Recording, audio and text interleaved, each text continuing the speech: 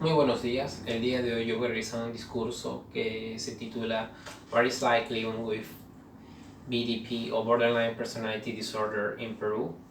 En este discurso yo les voy a contar la historia de una joven que padecía de TLP o trastorno límite de la personalidad, y debido a las deficientes medidas del Estado peruano respecto hacia la salud mental, ella nunca pudo recibir un tratamiento adecuado, lo que llevó a la peor de las consecuencias, que fue su suicidio.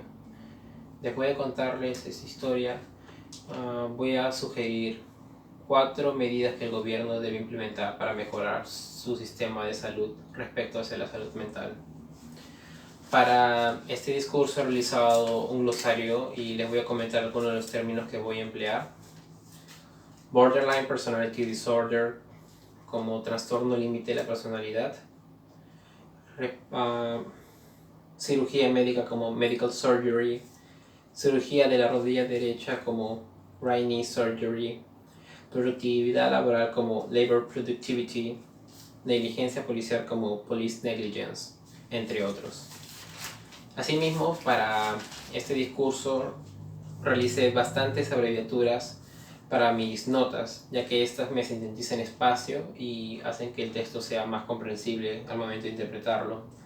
Algunas de las abreviaturas que voy a compartir con ustedes son people como PP, discrimination como D-Asian, trastorno límite de la personalidad como TLP, doctor como DR, entre otras. Asimismo, me gustaría comentarles sobre los símbolos que voy a emplear el día de hoy. Voy a emplear 4 símbolos. Uno de los símbolos es para la conjunción y. Otro símbolo es para indicar futuro o que una acción va a suceder. Otro símbolo que voy a implementar es para reflejar dinero. Y por último, emplearé un símbolo que es para indicar que algo se va a hablar en profundidad o con más detalle. Respecto a mis notas, les voy a compartir mis notas. Yo he empleado la técnica de verticalismo y desplazamiento de Rosan, ya que estas técnicas me ayudaron a organizar mucho mejor mi texto, mis tomas de notas, y con el objetivo de realizar una mejor interpretación. Ahora me voy a proceder a acercarme.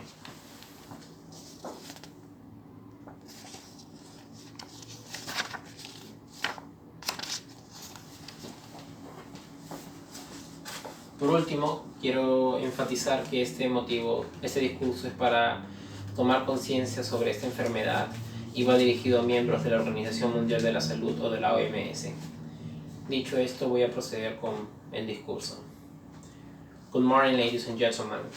Today, I will tell you what it's like living with borderline personality disorder, also known as BPD, in Peru, a really complex country which measures regarding mental health leaves much to be desired. People with BDP is discriminated every day. I will tell you about a specific case where these deficient measures are demonstrated. Teresa Patricia Villafuerte was a 24-year-old woman who was struggling with BPD since 2017. She had to leave college because of her disease, and also because her study center did not help her at all. She also had to leave her job because the company she was working for found out about her mental disease and decided to not renew her contract instead of helping her. This kind of discrimination happens every day in Peru. Then she tried to look for professional mental health. However, when looking for this help, she found 2 problems. The first one was that there were not enough specialists in mental health. The second problem was that neither the treatment or medicine, such as topiramate or lamotrigine, were free.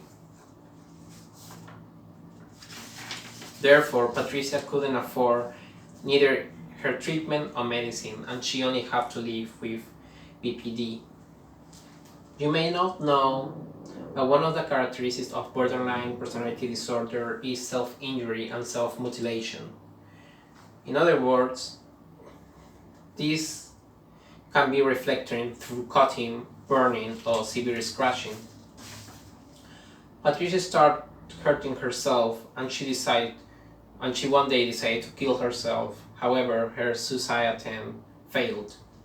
Patricia survived in really severe conditions. I will not talk into details, but I will only say that her right knee was completely destroyed. She and her mom went one more time to look for psychological and physical help.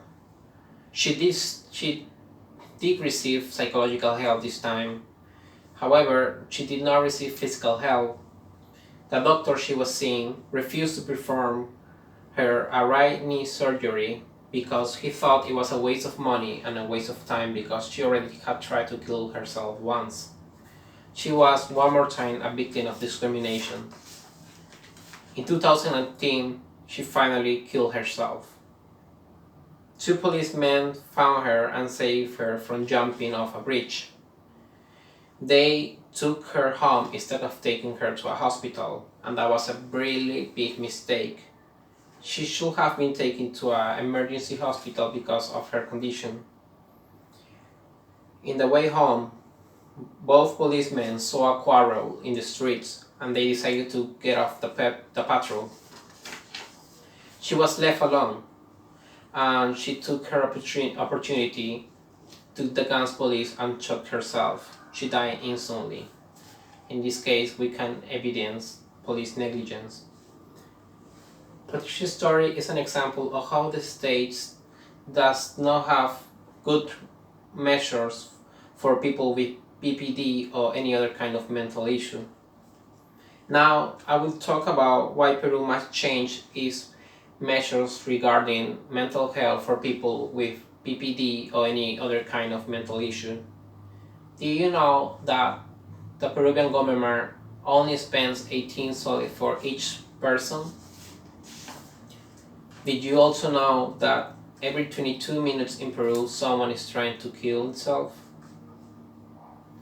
Did you also know that for each 4,100 Peruvian there is one specialist in mental health? Peru must invest a lot of money for long-term effects regarding people with BPD or any other mental health issue. And now I will explain why. According to the WHO, there is a $1.5 billion loss because of labor productivity. This is due because a lot of people who suffer from anxiety, depression, or BPD cannot work. I don't know how much Peru loses in 1 year. However, Peru could save a lot of money if investing in mental health, because once these people with mental health issues such as BPD get better, they can reinsert in the labor world and they can start working. Also, Peru must inform its authorities and police and has to create new protocols regarding how to treat people with mental issues. In order for police to avoid serious mistakes that can lead to death.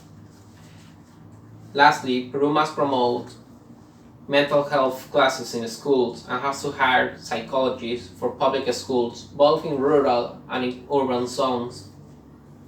I want to conclude that Peru must invest a lot of money, create new regulations, promote mental health classes, and has to hire psychologists for public schools. I want to thank you all for listening to me today. Thank you.